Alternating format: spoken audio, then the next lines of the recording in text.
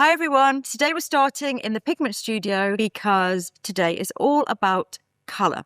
I love colour, I'm obsessed with colour. It's been the thing that's kind of driven me since I was a really young child, whether it was drawing faces or being really annoying about colour. Like when I used to crayon and someone would say, are you using the orange one? I'd be like, no, it's the yellowy orange one, or no, it's red with an undertone of orange. You can imagine how annoying that was. But I was so obsessed with colour and nuances and describing colour and just very drawn to colour. So I guess going into the makeup industry was a dream for me. Firstly, painting faces, which was what I was born to do.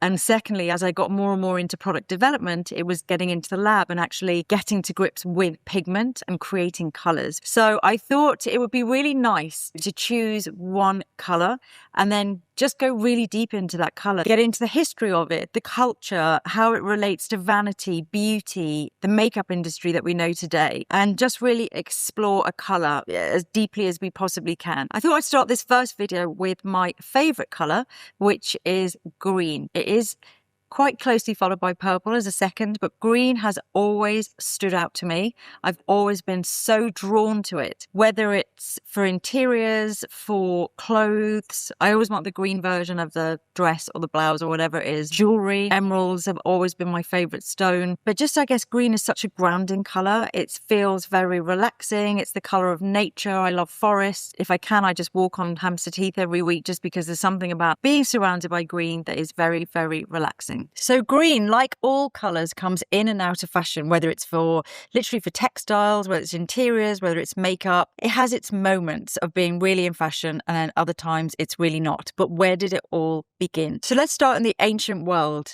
And I'm actually going to cover 3 continents, but it makes sense to start in ancient Egypt because this is the first recorded use. I think very often when we think about ancient Egypt, Liz Taylor comes to mind in Cleopatra. She's obviously wearing very 60s makeup and she's obviously wearing very blue eyeshadow. I mean, this is just a popular cultural reference. This is not historically accurate. There may have been times when the pharaohs used lapis lazuli, but many academics believe that it was just too hard a rock for daily use as eyeshadow, whereas the green pigments made much more sense. So the 2 green compounds that were commonly used in ancient Egypt were chrysocolla, which is hydrated copper silicate. Most commonly, it would have been malachite, which is copper carbonate. Look how beautiful this colour is. And the purer it gets, this is a slightly more pure form. And then this is pure malachite. And you can see how incredible this colour is. I love it. Malachite is thought to be the oldest bright green pigment, harvested in North Africa since the Neolithic period. In ancient Egypt, malachite was used as kohl around the eyes like this. To do this, the malachite was ground, made into a powder, and then oil or water or animal fats were added to it. Green, or wodge as it was known, eye makeup in ancient Egypt was part fashion, part medicine, and part religion. Let's start with religion. The Egyptian hieroglyph for green was a papyrus plant. And just like today, it was associated with rebirth, regeneration, with spring. For example, Osiris, the god of fertility in the afterlife, was often depicted with a green face. Human remains have been found with traces of green eye makeup that would have symbolized life after death. Even ancient Egyptian heaven itself was depicted as green,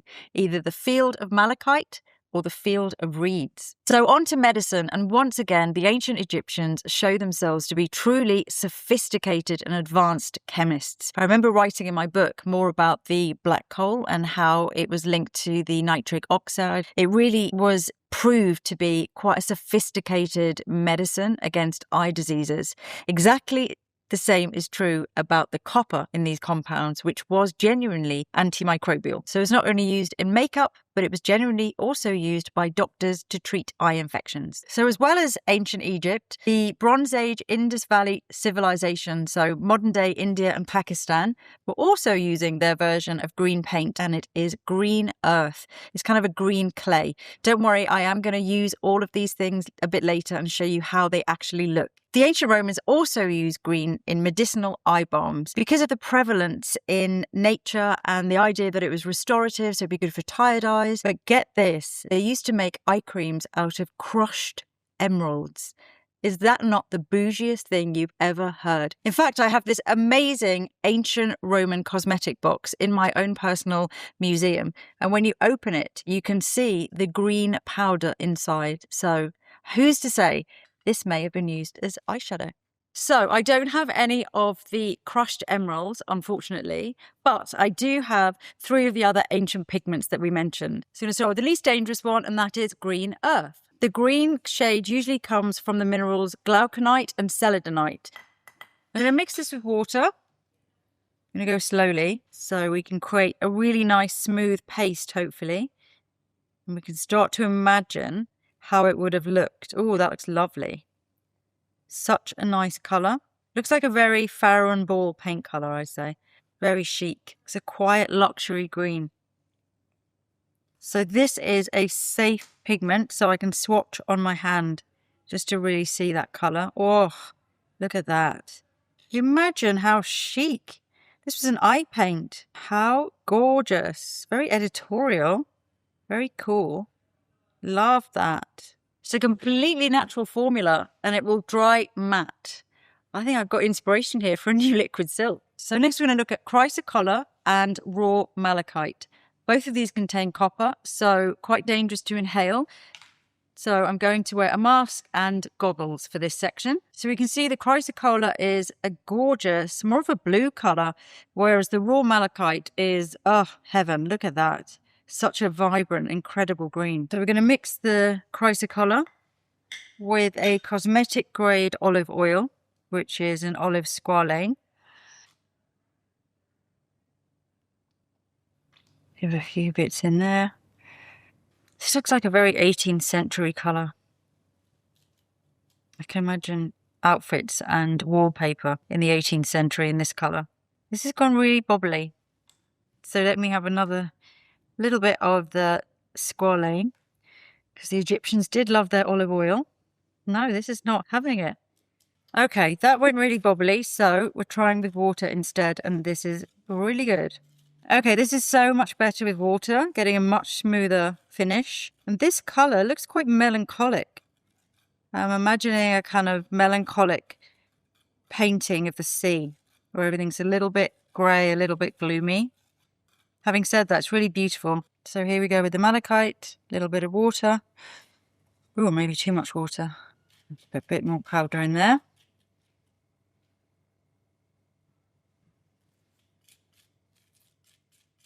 So that is our natural malachite. Beautiful colour, quite vibrant, but again, really chic. Sort of reminding me of 1930s bathrooms as well as obviously the ancient Egyptians. So let's try all 3 shades next to each other. So here is the malachite. Gorgeous. Here is the chrysocolla. And here is the green earth. So there you have our 3 ancient greens. I think if you compared them to a lot of the synthetic pigments, the greens that I have in my studio, obviously you can find the most astonishingly bright and vibrant greens, but there's something just really, I don't know, just really beautiful about these. And actually the malachite does look pretty bright now when it's next to the other 2, but they're all really muted and nuanced. In some periods of early imperial China, for example, the Tang dynasty, ladies at court were known to paint their eyebrows either blue or green. These brows were known as Xing dye, Xing meaning either blue or green. This image is not a lady at court, it's a bodhisattva, but it gives you an idea of how green eyebrows looked. It's thought that they used eyebrow sticks, very similar to our eyebrow pencils today, that were made up of copper compounds like malachite or azurite. I even found a lovely poem from the Tang dynasty which says, "Eyebrows painted green are a fine sight in young moonlight." How romantic. So after the fall of Rome, there's no eye makeup in the West in the Middle Ages. And in fact, by this point, green is really having a PR issue. For a long time, it had been associated with the unknowable powers of nature and the supernatural. So think about witches and fairies. But it was also starting to be strongly associated with the devil. Often depicted with green skin and wearing green clothes, many academics believe that this was because the devil was the hunter of souls. and hunters wore green. To make matters worse, very much like it is today, jealousy was also strongly associated with the colour green. And by the Renaissance, Shakespeare cemented this even further, popularising a phrase, the green-eyed monster, in Othello, to symbolise jealousy. Whilst missing from makeup, green was still very much highly prized in European paintings. One of my favourite techniques from the Renaissance is something called verdaccio, and it involved putting a layer of green paint as a base layer almost to create a really realistic skin tone, and then going over the top with the oranges and all the different shades you create skin with, but it kind of neutralized the skin and made it look more realistic. So very, very similar to the correctors that we use today, just used to kind of balance the tones. As these paintings have aged, you can see that sometimes the green underpainting really comes through a lot more than it should. This is why you might have caught a particularly green-looking angel or a saint in a Renaissance gallery, as sometimes the warmer overtones fade over time to reveal the green underneath. Good green paints were hard to come by. Green earth could look muddy. Malachite went brown over time. And verdigris, a jewel-like green, was highly acidic. Its chemical volatility, along with everything else, meant that green became known as an untrustworthy colour. Cut to the 18th century, and green is back with a bang, and this time it's textiles. In 1775, the German chemist Carl Scheele invented Scheele's green, a synthetic emerald green pigment that was inexpensive, vibrant, and didn't fade. By the 19th century, Scheele's green became wildly fashionable. Emerald green dresses, hair ornaments, and wallpaper were the must-haves of the day. Its popularity very much in keeping with the synthetic colour explosion that accompanied the Industrial Revolution. But this wildly fashionable new green was also wildly poisonous, because it was made from copper and arsenic. When this dye came into contact with the skin, it could cause rashes, sores, and even death. Furnishings weren't safe either, as when arsenic wallpaper became damp, it released toxic vapours. Some academics thought Napoleon himself might have died from arsenic poisoning in 1821, exacerbated by the emerald green wallpaper that decorated his house in St. Helena. Thankfully, the public soon caught on, realised it was poisonous, and stopped using it. Finally, after the First World War, a combination of female emancipation, the boom in the movie industry, and Egyptomania meant that eye makeup was coming back in fashion in a really big way. Initially, it was mainly those kohls and the blacks and the browns, but blue and green were early big contenders. This is one of the most famous eyeshadows at the time. This only came in blue and green. This was the Maybelline, but there were so many different brands producing eyeshadows. And finally, you could just walk into a store. You could walk into Woolworths. You could buy it for a dime, for 10 pence. You didn't have to go and find a pharmacist that could make it for you. So eye makeup was really finally out in the open. This is one of my favourite articles from a British newspaper, and this is from 1929. And the journalist writes that eyeshadows are being worn in the daytime for the first time over here.